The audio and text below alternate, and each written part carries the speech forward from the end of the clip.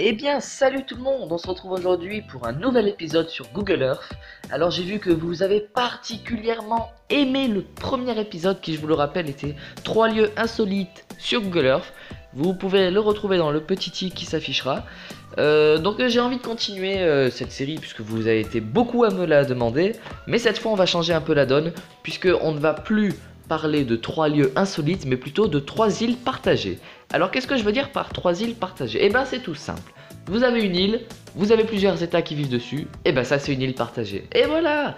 Donc on va parler de 3 îles partagées dans le monde. Bien sûr il y en a beaucoup plus que 3. Peut-être que je ferai un second épisode sur ce truc là, voilà, les 3 îles partagées. Vous pouvez me le dire en commentaire, je les prends toujours en compte, je les lis tous bien sûr.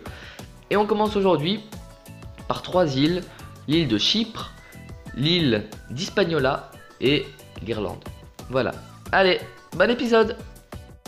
Et on commence tout de suite avec l'île de Chypre, qui, malgré tout ce qu'on pourrait savoir sur elle, vu qu'elle fait partie du bassin méditerranéen et qu'on peut dire assurément qu'elle fait partie quand même de notre culture générale, on connaît forcément l'île de Chypre. Qui n'a jamais entendu parler de l'île de Chypre en étant européen?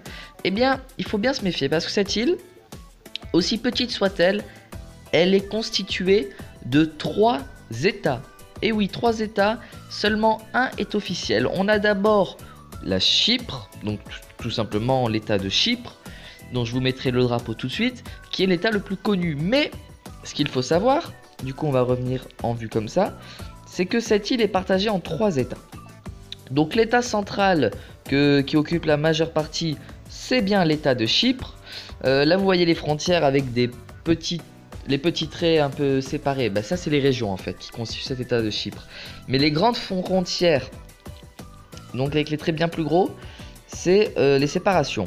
Donc au-dessus, nous avons la Chypre turque, la Chypre du Nord ça s'appelle. Et donc celle-là, elle a été prise par les Turcs, donc le gros pays qui est juste au-dessus. Vous voyez la Turquie qui envahit Chypre en quelque sorte en 1974. Et depuis cette date, la Chypre du Nord est déclarée comme telle, sauf qu'elle n'est pas reconnue par le droit international et par l'ONU. Parce que Chypre, donc comme on la connaît, elle a un siège à l'ONU, elle est reconnue, tout va bien pour elle.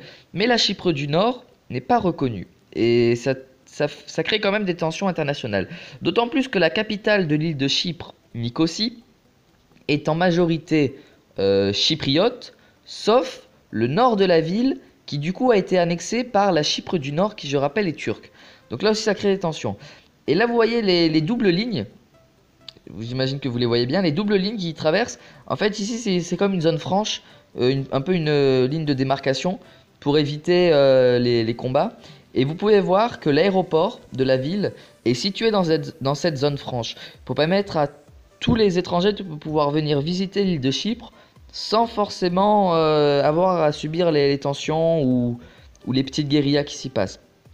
Et donc je vous ai dit qu'il y avait 3 pays, c'est normal puisque ici, toute cette petite partie où vous voyez la frontière qui délimite, c'est une possession de l'armée anglaise, donc ça appartient à l'Empire britannique, si on peut appeler ça comme ça, et ça date en fait des colonies, puisque l'île de Chypre, à l'époque, était vraiment un point central de la marine militaire anglaise dans toute la Méditerranée, puisqu'elle contrôlait à la fois, en quelque sorte, ici on peut voir le delta du Nil, donc l'arrivée des bateaux, ainsi que le canal de Suez. Et tout simplement, c'était un point vers le Moyen-Orient. Donc l'île de Chypre, ça a toujours été pour le Royaume-Uni un très très grand point pour ces organisations militaires. Ensuite, nous avons la deuxième partie, donc ici. Je ne sais pas si vous voyez encore la légende, voilà. Et donc tout ça encore, ça appartient à l'Empire britannique. Ce qui fait qu'en gros, je vous mettrai des petites flèches. On a la Chypre, voilà, l'état de Chypre. On a la Chypre du Nord, donc turque. On a les possessions britanniques qui sont au nombre de 2. Et tout ça, ça forme l'île de Chypre. C'est pas beau? Et on continue avec l'île d'Hispaniola dans les Caraïbes, qui est l'île la plus peuplée de toutes les Caraïbes, avec un total de 21 millions d'habitants. Par contre, avec ses 76 000 km², c'est la seconde île après Cuba. Et nous pouvons trouver sur cette petite île deux pays. Nous avons d'abord la République dominicaine ainsi que Haïti. Donc c'était une ancienne île espagnole découverte par Christophe Colomb, mais là on revient beaucoup trop loin, on va pas trop s'étendre sur la question. La capitale de Haïti c'est Port-au-Prince et la capitale de la République dominicaine c'est Saint-Domingue. Mais il faut croire qu'il y en a une qui a mieux réussi que l'autre, puisque actuellement Haïti est le 22e pays le plus pauvre du monde, en totalisant par exemple le PIB par habitant. Voilà, le PIB par habitant à Tahiti, à Haïti, excusez-moi, il est d'environ 828 $ par habitant. Et c'est vraiment très pauvre. Pour vous donner une petite comparaison, en France, le PIB par habitant, il est égal à 36 000 $ à peu près. Vous voyez qu'il y a une différence entre 36 000 et 828. Donc c'est vraiment un pays très très pauvre. En plus, il reçoit souvent des catastrophes naturelles, comme des cyclones. Il y en a eu un récemment, aux alentours des années 2010.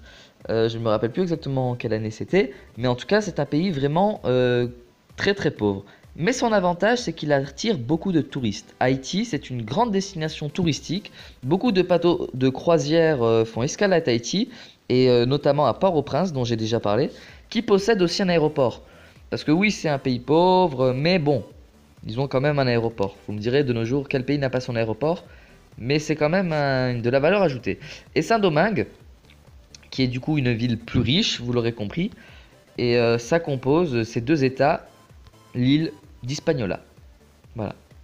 Et on finit cet épisode du coup avec la présentation d'une île que vous connaissez tous, l'Irlande. Alors je tenais à présenter l'Irlande, même si je sais que je ne vais rien apprendre à personne, j'en suis sûr. Tout simplement parce que c'est quand même une île qui fait partie de l'Europe. Excusez-moi. Et que c'est important de la mentionner quand même, voilà. Donc on a l'Irlande indépendante du Royaume-Uni. Et nous avons l'Irlande du Nord. Donc la séparation s'est faite en 1921. Ça par contre je suis sûr que vous ne la connaissiez pas tous. La capitale de l'Irlande du Nord c'est Belfast et la capitale de l'Irlande c'est Dublin. Alors même si l'Irlande est quand même beaucoup plus grosse que sa petite sœur, c'est Belfast qui est la plus peuplée des deux capitales. Même si la véritable capitale de l'Irlande du Nord bien sûr c'est Londres. Mais on va parler de Belfast ici en tant que capitale d'une petite région, c'est-à-dire les royaumes qui constituent le Royaume-Uni. Nous avons donc Belfast et l'Irlande du Nord, pour vous donner un ordre de grandeur, représente 1/6 de la taille totale de l'île de l'Irlande. Voilà, donc c'est tout. Et pour finir cette vidéo, on se retrouve sur Hispaniola. Et je vous dis donc merci de l'avoir regardé. N'oubliez pas de la partager si vous voulez m'aider à avancer. Abonnez-vous si ce n'est pas déjà fait. Et je vous dis bye bye.